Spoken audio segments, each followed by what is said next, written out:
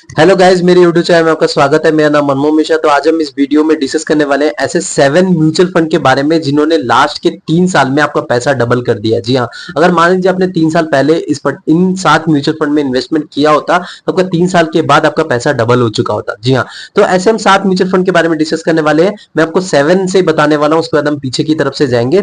तो मैं आपको नंबर 7 में बताऊं, वो आपका आईसीआईसीआई प्रूडेंशियल टेक्नोलॉजी फंड है। बेसिकली टेक्नोलॉजी सेक्टर फंड है। सेक्टरल फंड आपको पता है कितने ज्यादा रिस्की होती है। तो टेक्नोलॉजी मतलब जैसे कि मान लीजिए आपका आईटी इंडस्ट्रीज हो गई, जितनी टीसीएस हो गया, आपका इन्फोसिस हो गया, आपका विप्रो हो गया, तो उन्हीं के ही जो स्टॉक्स है उसी वही इस पर्टिकुलर म्यूचुअल फंड में इन्वेस्टमेंट हुआ होता है। तो ये एक रिस्की फंड है। तो डेफिनेटली यहाँ पे आपका जो यहाँ पे रिस्क ज्यादा है, वहां पे आपका रिटर्न मिलने की ज्यादा चांसेस रहते हैं, लॉसेस के भी ज्यादा चांसेस रहते हैं। तो ये नंबर 7 में आता है। नंबर 6 में आता है आपका एक्सिस स्मॉल कैप फंड। जी हाँ, एक्सिस स्मॉल कैप फंड तो कितना नामी फंड है आपको पता ही है। नंबर 5 है वो आपका कोटक इमर्जिंग इक्विटी फंड। जी हाँ, ये बेसिकली एक टॉप का मिड कैप कैटेगरी का म्यूचुअल फंड है। इसने भी आपका पैसा डबल कर दिया है अगर आप लास्ट के 3 साल में इन्वेस्टमेंट किया होता तो।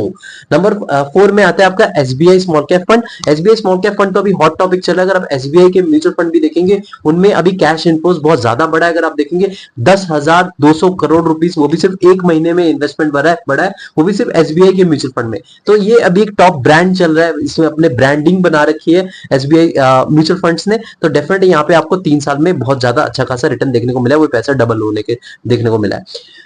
नंबर 3 में आता है वो आपका HDFC mid cap opportunities fund. ये बेसिकली मिड कैप का टॉप कैटेगरी का म्यूचुअल फंड है। इसमें भी आप देखेंगे अगर लास्ट के 3 साल पहले अगर आपने इन्वेस्टमेंट किया होता तो पैसा डबल होने के हो गया होता। लेकिन हाँ, अगर आप म्यूचुअल फंड के बारे में कंफ्यूजन है कि आपको पता नहीं कि कौन सा म्यूचुअल फंड पिक करना है, क्योंकि आप बिगिनर है, क्योंकि मैं भी आपके टाइम पे कभी कंफ्यूजन में था, क्योंकि मैं भी कभी एक बिगिनर था।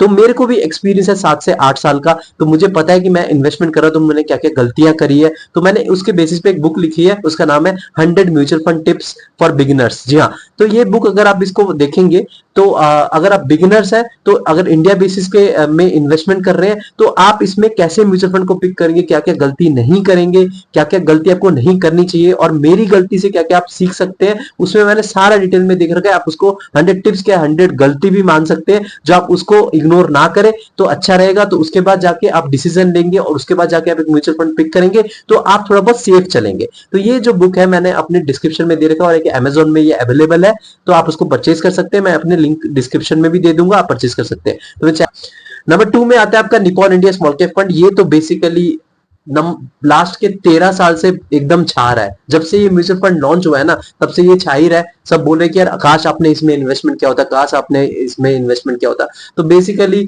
ये हमेशा ही चलता जा रहा है। इनकी जो स्ट्रेटेजी रहती है बहुत ज्यादा रिस्क रहती है, और रिटर्न भी उसके बेसिस पे ज्यादा रहता है। तो इसलिए यहाँ पे 3 साल में इन्होंने पैसा डबल देने की इनके पास कैपेबिलिटी रही है।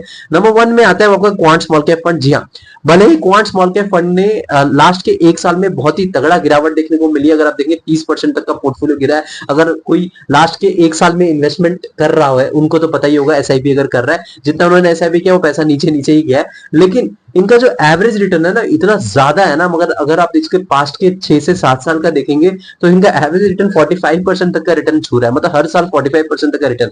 तो इन्होंने अगर 1 साल का रिटर्न इनका 30% गिर भी गया ना, ऑन एन एवरेज कुछ गिरा ज्यादा नहीं है। अब बोलेंगे सिर्फ 5 या 6% ही गिरा है। तो यहाँ पे इसीलिए इनका जो पैसा है लास्ट के 3 साल में जो है वो लगभग डबल हो गया, क्योंकि लास्ट के 1 साल को छोड़ दे, लास्ट के जो 2 साल में इनका पैसा इतना बढ़ा दिया गया है कि मतलब ऑन एन एवरेज इन्होंने लगभग डबल कर दिया है। तो ये जो 7 म्यूचुअल फंड थे, इन्होंने पास्ट में अगर मान लीजिए अपने 3 साल पहले इन्वेस्टमेंट किया होता तो 3 साल के बाद आपका पैसा भी डबल हो गया होता। लेकिन हाँ, एक चीज मैं आपको बता दूं, इनका पास्ट रिटर्न ये मत सोचिए कि पास्ट में मैंने आपको बता दी तो अपने भाग के जाके इस 7 म्यूचुअल फंड में इन्वेस्टमेंट कर दे ताकि लास्ट के नेक्स्ट के 3 साल में भी आपको ऐसा रिटर्न दिलवा दे। ऐसा बिल्कुल भी नहीं होता है, क्योंकि जो पास्ट रिटर्न होता है वो फ्यूचर रिटर्न पे टोटली डिपेंडेंट नहीं होता। ये 2 ना 3 साल में है, वो कोई अगले मतलब कुछ अलग ही 7 म्यूचुअल फंड हो सकते हैं। ऐसा नहीं है कि मतलब यही म्यूचुअल फंड हो। तो इसीलिए इनके जो डेटा चेंज होते रहते हैं, इनके जो रिटर्न्स भी चेंज होते रहते हैं, इनकी जो स्ट्रेटेजी भी चेंज होती रहती है, इनका जो पोर्टफोलियो भी चेंज होता रहता है। तो सब चेंजेस इसमें आते रहते हैं। तो ये इस बेसिस पे कभी भी जज मत करिएगा। ये मैंने बस आपको एक इन्फॉर्मेशन दिया फॉर एजुकेशन पर्पज।